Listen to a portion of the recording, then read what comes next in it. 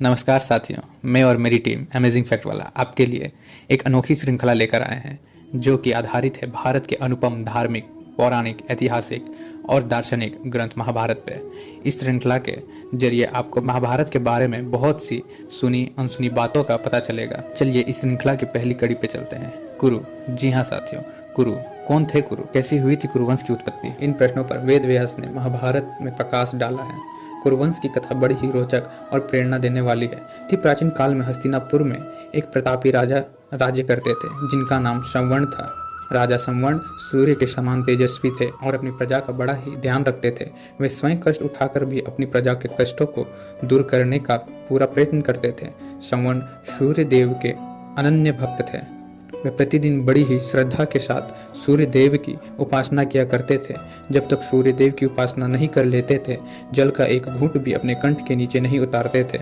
एक दिन संवर्ण एक पर्वत पर शिकार खेलने के लिए गए। जब वह हाथ में धनुष बाण लेकर पर्वत के ऊपर आखेट के लिए भ्रमण कर रहे थे, तब उन्हें एक अति सुंदर युवती दिखाई पड़ी। वह युवती सुंदरता के सांचे में ढली हुई थी। ऐसा जान पड़ता था कि उनके प्रत्येक अंग को विधाता ने बड़ी ही रुचि के साथ संवार कर बनाया हो। संवर्ण ने आज तक ऐसी सुंदर युवती नहीं देखी थी। वर्ण मन को मोह लेने वाले उस युवती पर आसक्त हो गए।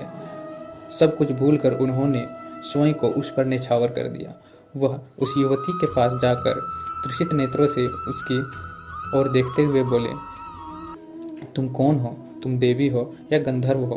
तुम्हें देखकर मेरा चित्त चंचल हो उठा है। तुम मेरे साथ गंधर्व विवाह करके भोग करो। किंतु उस युवती ने संवर्ण की बात का कुछ भी उत्तर नहीं दिया। वह कुछ क्षणों तक संवर्ण की ओर देखती रही, फिर अदृश्य हो गई। युवती की अदृश्य हो जानते ही संवर्ण अत्यधिक व्याकुल हो गए। वह धनुष बाण फेंक कर उन्मत्तों के भांति विलाप करने लगे, सुंदरी तुम कहाँ चली गई? जिस प्रकार सूर्य के बिना कमल मूर्छित हो जाता है और जिस प्रकार जल के बिना पौधा सूख जाता है, उसी प्रकार तुम्हारे बिना मैं जीवित नहीं रह सकता। तुम्हारे सौंदर्य ने मेरे मन को चुरा लिया है। तुम प्रकट होकर बताओ कि तुम कौन हो और मैं तुम्हें किस प्रकार पा सकता हूँ। संवर्ण की ऐसी अवस्था और व्याकुलता से वह युवती पुनः प्रकट हुई। वह संवर्ण की ओर देखती हुई बोली, राजन, मैं स्वयं आप पर मुग्ध हूँ, किंतु मैं अपने पिता की आज्ञा के वश में हूँ।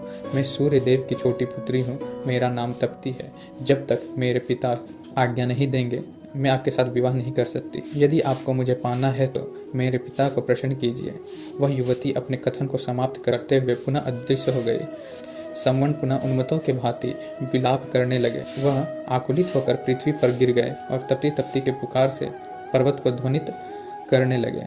संवर्ण तप्ती को पुकारते पुकारते धरती पर गिरकर बेहोश हो गए। जब उनकी चेतना वापस आई तो पुनः उन्हें तप्ती स्मरण हो आई। उन्हें तप्ती का वह कथन भी स्मरण हुआ कि यदि मुझे पाना चाहते हैं तो मेरे पिता सूर्य देव को प्रसन्न कीजिए। उनकी आज्ञा के बिना मैं आपसे विवाह नहीं कर सकती। संवर्ण के रगों में विद्युत की तरंग सी दौड़ उठी। वह मन ही मन सोच रहे थे कि तप्ती को पाने के लिए सूर्य देव की आराधना करेंगे। उन्हें प्रसन्न करने के लिए सब कुछ भूल जाएंगे। स्वर्ण सूर्य देव की आराधना करने लगे। धीरे धीरे सालों बीत गए। संवर्ण तप करते रहे। अंत में सूर्य देव के मन में संवर्ण की परीक्षा लेने की विचार उत्पन्न हुई। रात्रि का समय था। चारों ओर सन्नाटा छाया हुआ था। संवर्ण नेत्र बंद किए हुए ध्यान की मुद्रा में विराजमान थे। सहसा उनके कानों में किसी की आवाज आई, संवर्ण, तुम यहाँ तप कर रहे हो? तेरी राजधानी अग्नि में जल रही है। यह कथन सुनने पर भी संवर्ण चुपचाप अपनी जगह पर बैठे रहे। उनके मन में रंच मात्र भी दुख पैदा नहीं हुआ। उनके कानों में पुनः दूसरी आवाज़ सुनाई दी, संवर्ण, तेरे कुटुंब के सभी लोग अग्नि में जलकर मर गए, किंतु फिर भी राजा संवर्ण हिमालय के समान दृढ़ होकर अपने स्थान पर जमे रहे।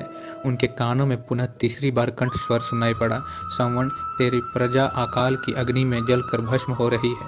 तेरे नाम को सुनकर लोग थू थू कर रहे हैं। इस पर भी संवर्ण दृढ़ता पूर्वक तप में लगे रहे। उनकी दृढ़ता पर सूर्य देव प्रसन्न हो उठे। उन्होंने प्रकट होकर कहा, संवर्ण, मैं तुम्हारी दृढ़ता पर मुग्ध हूँ। बोलो तुम्हें क्या चाहिए? संवर्ण सूर्य देव को प्रणाम करते हुए बोले, देव, मुझे आपकी पुत्री तप्ती को छोड़कर और कुछ नहीं चाहिए। कृपया करके मुझे तप्ती को देकर मेरे जीवन को कृतार्थ कीजिए। भगवान सूर्य देव ने प्रसन्नता की मुद्रा में उत्तर दिया, संवर्ण, मैं सब कुछ जानता हूँ। तप्ती भी तुमसे प्रेम करती है। आज से तप्ती तुम्हारी है। सूर्यदेव ने अपनी पुत्री तप्ती का संवर्ण के साथ विवाह विधिवत कर दिया। संवर्ण तप्ती को लेकर उसी पर्वत पर रहने लगे और पत्नी को प्राप्त करने के बाद राग रंग में अपनी प्रजा को भूल गए। विवाह के बाद संवर्ण भोग विलास में डूब गए और दूसरी ओर उनके राज्य में भीषण अकाल पैदा हुआ। धरती सूख गई, कुएं, तालाब और पेड़ पौधे भी सूख गए। प्रजा भूखों मरने लगी। लोग राज्य को छोड़कर दूसरे देश जाने लगे। किसी देश का राजा जब राग रंग में डूब जाता है तो उसकी प्रजा का यही हाल होता है। राजा संवर्ण का मंत्री बड़ा बुद्धिमान और उदार हृदय का था। वह संवर्ण का पता लगाने के लिए निकल पड़ा। वह घूमता घूमता उसी पर्वत पर आग पहुंचा जिस पर संवर्ण तप्ती के साथ निवास कर रहे थे। संवर्ण के साथ तप्ती को देखकर बुद्धिमान मंत्री समझ गया कि उसका राजा स्त्री के सौंदर्य जाल में फंसा हुआ है। मंत्री ने बड़ी ही बुद्धिमानी के साथ काम लिया। उसने संवर्ण को वासना के जाल से छुड़ाने के लिए अकाल अग्नि में जलते हुए मनुष्यों के चित्र बनवाए। वह उन चित्रों को लेकर संवर्ण के सामने उपस्थित हुआ।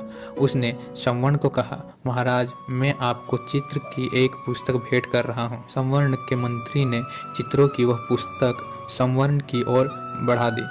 संवर्ण पुस्तक के पृष्ठों को उलट पलट कर देखने लगे। किसी पृष्ठ में मनुष्य पेड़ों की पत्तियां खा रहे थे, किसी में माताएं अपने बच्चों को कुएं में फेंक रही थी, तो किसी में भूखे मनुष्य जानवरों के कच्चे मांस खा रहे थे।